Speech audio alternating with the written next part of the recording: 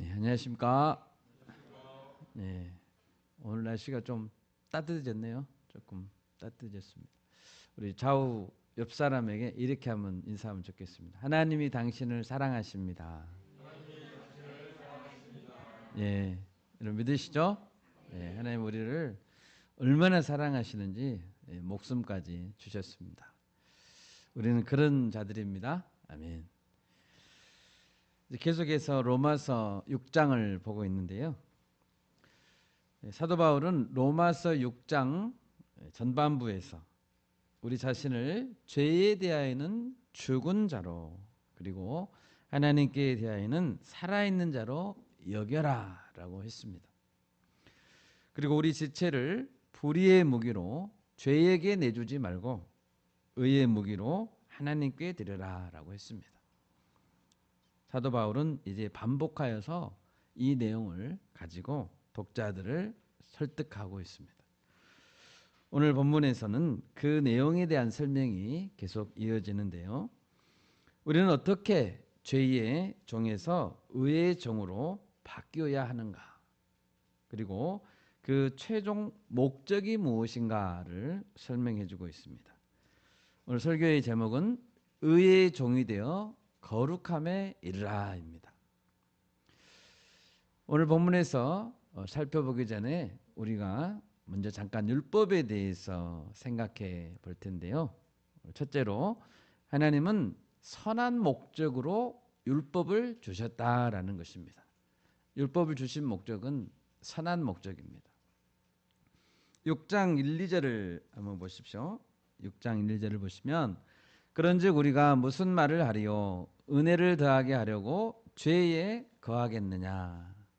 그럴 수 없느니라. 죄에 대하여 죽은 우리가 어찌 그 가운데 더 살리요? 마찬가지로 15절에서도 같은 맥락으로 말합니다. 그런즉 어찌하리요? 우리가 법 아래에 있지 아니하고 은혜 아래에 있으니 죄를 지으리요? 그럴 수 없느니라 라고 했습니다. 이 15절에서 법 아래 이 말은 이 법은 율법을 말합니다. 저희는 하나님께서 율법을 주시기 전에도 있었죠. 율법을 주시기 전에도 죄는 있었습니다. 언제부터 있었습니까? 첫사람 아담 때부터 죄는 있었습니다.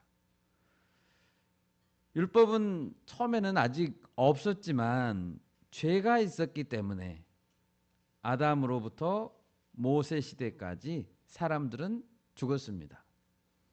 율법은 모세 때 주어졌잖아요. 그러면 왜 하나님은 중간에 모세 시대에 율법을 주셨습니까? 5장 20절을 한번 보겠습니다. 5장 20절을 보면 율법이 들어온 것은 범죄를 더하게 하기 위해 하나님이 주셨다라고 했습니다. 범죄를 더하게 하기 위해. 율법이 죄목을 명문화하기 전에는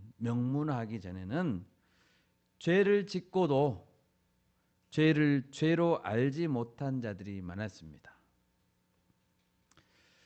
죄를 죄로 알지 못하는 자들은 생명이 다 되어서 죽으면서도 자기가 왜 죽어야 되는지 알지 못했습니다. 또 어떤 사람들은 죄를 짓고도 양심의 호소를 억누르면서 자신은 마치 죄가 없는 것처럼 자랑하는 자들도 있었습니다. 대표적으로 예를 들면 창세기 4장에 보면 라멕이라는 사람이 나옵니다. 라멕이라는 사람은 사람을 죽여놓고도 자랑스럽게 아내들에게 말했습니다. 나의 상처로 말미암아 내가 사람을 죽였고 나의 상함으로 말미암아 소년을 죽였도다라고 자랑했습니다. 얼마나 어리석고 뻔뻔한 인간입니까? 이런 자에게 분명히 말해줘야 될 것은 너는 살인하면 안 돼. 살인은 죄야 라고 말해주는 것입니다. 기준을 말해주고 법칙을 말해주는 것이죠. 하나님은 그것을 명문화하기 위해서 율법을 주셨습니다. 출애굽기 20장 13절에서 살인하지 말라. 십계명 6계명에 적어주셨죠. 죄목을 명문화했습니다. 네가 행한 것은 확실한 죄다 라고 규정하기 위해 율법을 주신 것입니다. 사람이 생명이 다하면 죽어야 되는 이유를 확실하게 말씀해 주시는 것이죠. 율법은 하나님께서 죄를 확실히 깨닫게 하려는 목적으로, 선한 목적으로 주신 것입니다. 여러분, 그렇다면 질문해 봅시다. 율법을 주신 것은 죄를 더 지어라는 이유 때문입니까? 그렇지 않죠. 죄를 죄로 분명히 드러내서 죄를 경계하고 미워하라는 것입니다. 율법을 받은 사람은 더 이상 죄를 짓지 않으려고 힘써야 합니다. 그런데 여기 한 가지 문제가 있습니다. 율법에 명시된 죄를 짓지 않기 위해서 힘써야 되는데 사람은 율법을 스스로 다 지켜 행할 수 없다는 것입니다. 본질상 진노의 자식이 되어버렸기 때문에 율법을 다 지킬 수가 없는 자가 됐다는 것입니다. 율법은 죄를 짓지 말라고 하는데, 이것이 죄라고 하는데 자신은 아무리 힘써도 완벽하게 율법을 지킬 수 없는 자가 된 것입니다. 로마서 3장 19, 20절을 같이 읽어보겠습니다. 로마서 3장 19, 20절 같이 읽겠습니다. 우리가 알거니와 무릇 율법이 말하는 바는 율법 아래에 있는 자들에게 말하는 것이니 이는 모든 입을 막고 온 세상으로 하나님의 심판 아래에 있게 하려 함이라. 그러므로 율법의 행위로 그의 앞에 의롭다 하심을 얻을 육체가 없나니 율법으로는 죄를 깨달음이니라. 아멘. 율법은 죄를 짓지 말라고 하고 이것이 죄인지는 알겠는데 자신은 아무리 힘써도 율법을 완벽하게 지킬 수 없다는 것이죠. 그러면 어떻게 해야 됩니까? 그에 대한 해답은 하나님이 주셨죠. 하나님께서 은혜를 주신 것입니다. 이 은혜가 한 사람 예수 그리스도로 말미암아 우리에게 주어진 것입니다. 여기서 우리는 깨달아야 됩니다. 하나님은 율법을 주시되 율법을 완벽하게 지켜서 구원을 얻으라라고 주신 것이 아니라는 사실입니다. 율법을 통해서 어디로 가라는 거죠? 율법을 통해서 어디로 나아가라는 것이죠? 은혜로 나아가라는 것입니다. 율법은 선한 목적으로 주신 것이지만 율법은 율법을 지키지 못하는 자들에게 구원을 줄 능력이 없습니다. 율법은 우리가 죄를 지을 때 양심을 자극하며 죄를 미워하게 하고 정죄하고 죄를 억제하게 해주지만 율법은 구원을 줄 능력이 없습니다. 그렇기 때문에 하나님께서 유일한 구원의 길을 열어주셨는데 바로 예수 그리스도십니다. 로마서 3장 21절입니다. 이제는 율법 외에 하나님의 한 의가 나타났으니 율법과 선지자들에게 증거를 받은 것이라. 이 말씀을 잘 보시면 율법 외에 하나님의 한 의가 나타났는데요. 누구에게로부터 증거를 받았습니까? 누구에게로부터 증거를 받았습니까? 율법과 선지자들입니다. 하나님은 율법에게 증거하게 했습니다. 율법을 주시면서 율법 외에 하나님의 한 의가 나타나 있다. 한 의를 향해 나아가야 한다라고 증거하셨다는 거예요. 율법은 십계명만 있는 게 아니죠. 레위기를 보시면 제사 제도가 있습니다. 또 도피성 제도도 아시죠? 도피성 제도. 율법의 많은 내용들은 하나님의 한 의, 오실 그리스도를 증거하고 있습니다. 아멘. 그러니까 율법이 하나님의 한 의가 율법 안에 나타났다는 거예요. 율법은 죄가 무엇인지를 규정하고 있지만, 이건 죄다라고 규정하고 있지만 동시에 죄에서 벗어나려면 어떻게 해야 되는지의 해답도 주고 있다는 것입니다. 율법은 스스로 증거하고 있습니다. 뭐라고요? 너희에겐 은혜가 필요하다고요. 여러분, 하나님께 주신 율법은 선한 것입니다. 아멘.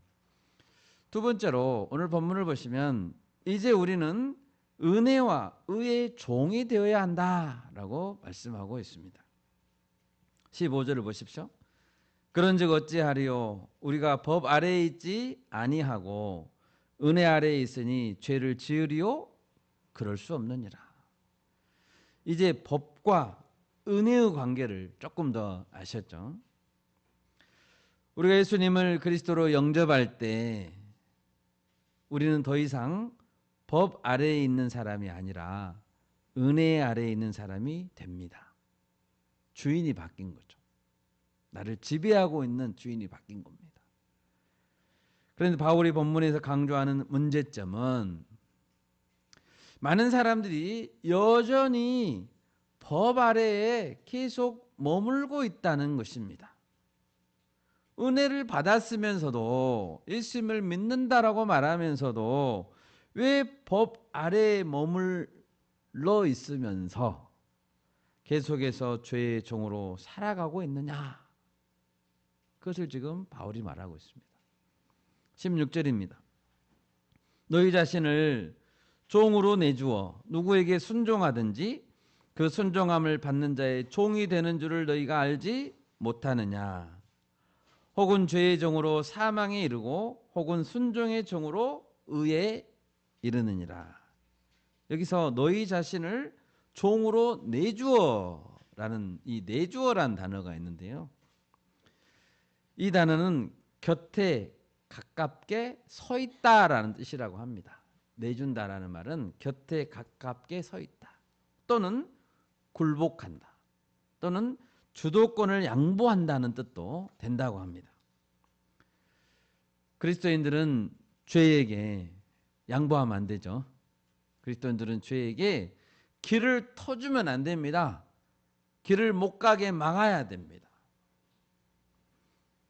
그런데 자신을 죄에게 종으로 내어주면서 순종하면서 우리는 계속해서 죄의 종으로 살아가는 모습을 보인다는 것이죠. 죄의 종으로 계속 살아가면 결국에는 사망입니다. 여러분, 이 문장에서 자기 자신을 종으로 내주는 사람이 누굽니까? 이 문장에서 자기 자신을 종으로 내주는 사람은 자기 자신입니다. 다른 사람이 아니고 자기가 자기 자신을 내주는 것입니다. 우리는 죄에게 자신을 내주면 안 됩니다. 아멘. 죄에게 길을 양보하면 안 됩니다. 우리는 적극적으로 순종으로, 순종의 종으로 자신을 드리고 의에 이르러야 한다는 것입니다. 우리는 우리 자신을 여러 개로 쪼갤 수 없습니다. 우리 자신을 여러 개로 쪼갤 수 없습니다. 나 자신은 한 몸입니다. 어떤 부분은 죄에게, 그리고 다른 부분은 의에게 드릴 수 없습니다. 우리는 주중에는 죄에게, 주말에는, 주일에는 의에게 이렇게 드릴 수 없습니다. 삶의 영역에는 많은 것이 있습니다. 많은 삶의 영역이 있습니다. 친구 관계도 있고, 학업도 있고, 재정 사용도 있고, 취업도 있고, 결혼도 있고, 많은 영역이 있습니다. 많은 영역 중에서 이것은 하나님께, 이것은 내 마음대로 이렇게 드릴 수 없다는 거죠. 우리 몸은 나눠지지 않습니다. 죄가 내 삶의 주인이 되면 나는 주인의 명령하는 대로 따라야 됩니다. 종이기 때문이죠. 종. 예수님은 마태복음 6장 24절에서 이렇게 말씀했습니다. 한 사람이 두 주인을 섬기지 못할 것이니 혹은 이를 미워하고 저를 사랑하거나 혹은 이를 중히 여기고 저를 경히 여김이라 너희가 하나님과 재물을 겸하여 섬기지 못하느니라 라고 했습니다. 한 사람은 두 주인을 섬길 수 없어요. 재물을 따라가기로 했다면 결코 하나님을 섬길 수 없다는 것이죠. 하나님의 뜻이 분명함에도 불구하고 자기 계획대로 추진하기로 했다면 하나님을 따라가지 않기로 선택했다는 것입니다. 사람은 나눠지지 않습니다. 본문 17, 18절을 보십시오. 하나님께 감사하리로다. 너희가 본래 죄의 종이더니 너희에게 전하여 준 바 교훈의 본을 마음으로 순종하여 죄로부터 해방되어 의에게 종이 되었느니라. 바울은 로마 성도들에게 말합니다. 너희가 본래 죄의 종이더니 너희에게 전하여 준 바 교훈의 본을 마음으로 순종하였구나. 이제 주인이 바뀌었다는 사실을 항상 기억해야 되는 것이죠. 전에는 본래는 누구의 종이었는데 이제는 누구의 종이구나. 바뀌었다는 거죠. 로마 성도들에게 전해졌던 교훈의 본은 무엇입니까? 교훈의 본, 그것은 복음입니다. 당신의 주인이 예수 그리스도입니다. 진짜 주인은 예수님이십니다. 이게 복음입니다. 참 주인에게 순종하십시오. 예수 그리스도께서 우리 죄를 위해 죽으셨고 새 생명을 주시기 위해 부활하셨습니다. 이제 참 주인이십니다. 이게 복음입니다.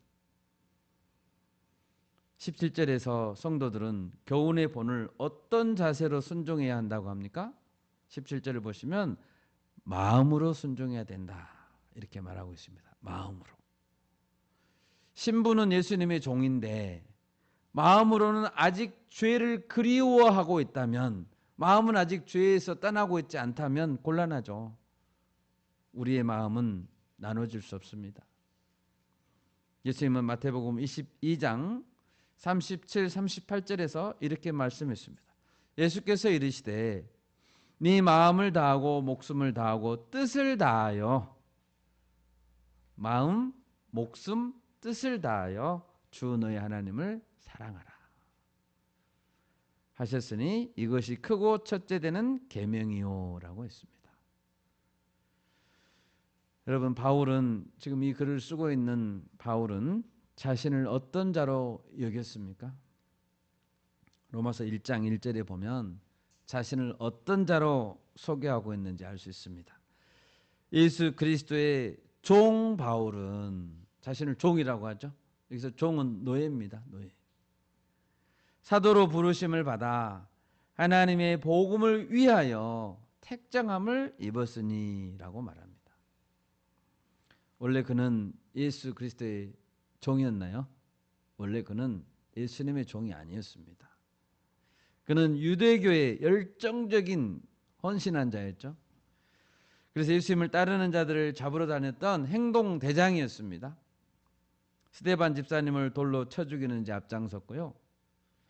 기독교인들을 색출하기 위해서 멀리 다마스커스까지 원정 수색을 다니던 자였습니다.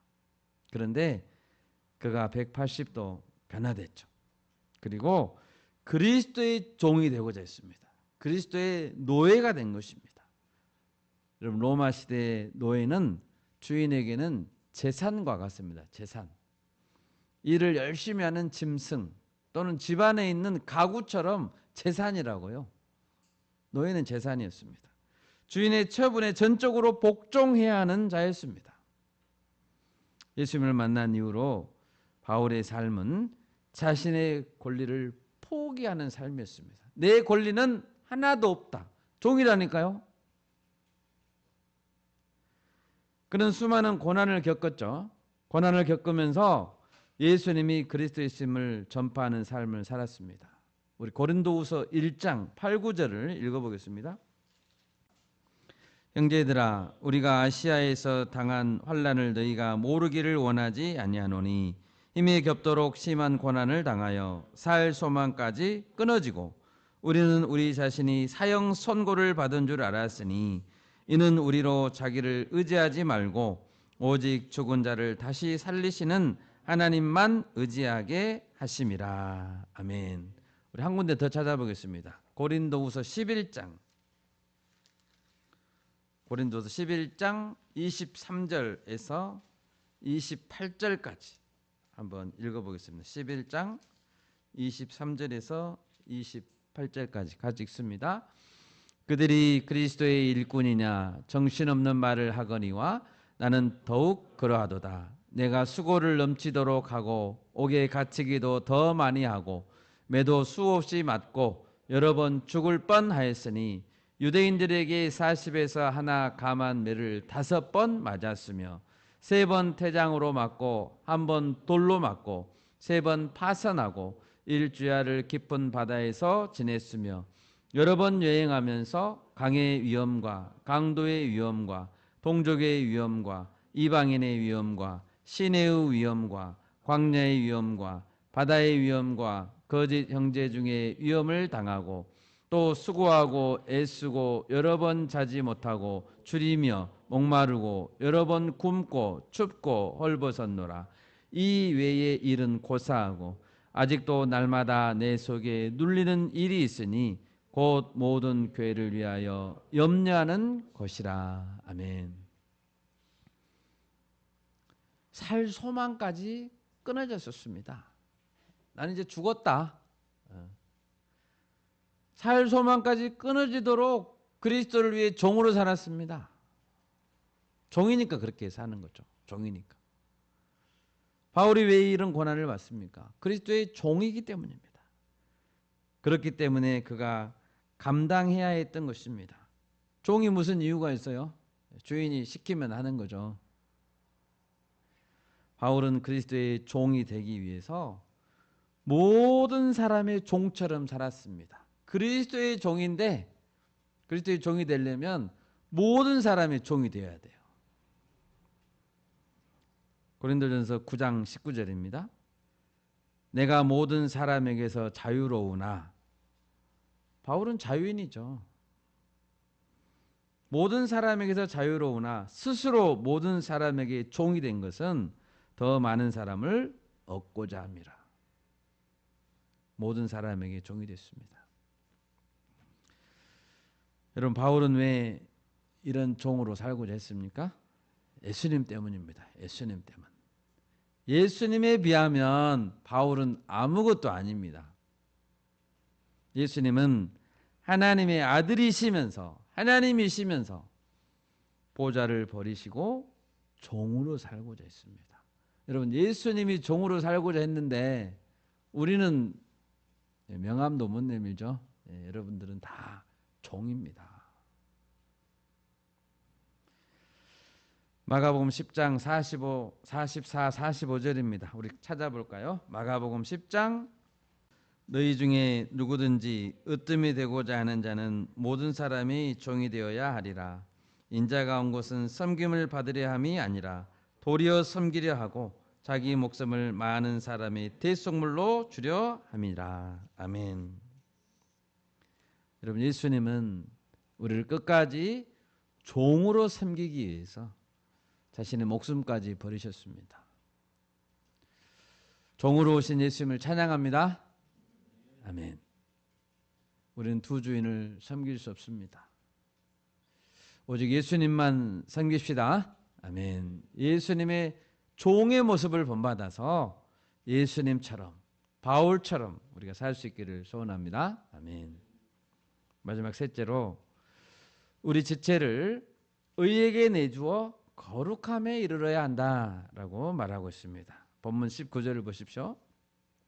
전에는 우리가 우리 지체를 부정과 불법에 내주어서 불법에 이르렀습니다. 그런데 이제는 우리 지체를 의에게 종으로 내주어 거룩함에 이르러야 된다라고 말하고 있습니다. 바울은 거룩함이라는 이 최종 목표를 제시하고 있습니다. 거룩함. 우리는 거룩해져야 돼요. 바울이 자기의 권리를 포기하고 고난을 당했습니다. 많은 고난을 당하고 절대적인 순종의 삶을 살았던 이유가 뭡니까? 교회를 많이 지어서 업적을 남기려고 했나요? 그게 아니죠. 업적을 남기려고 한 것이 아닙니다.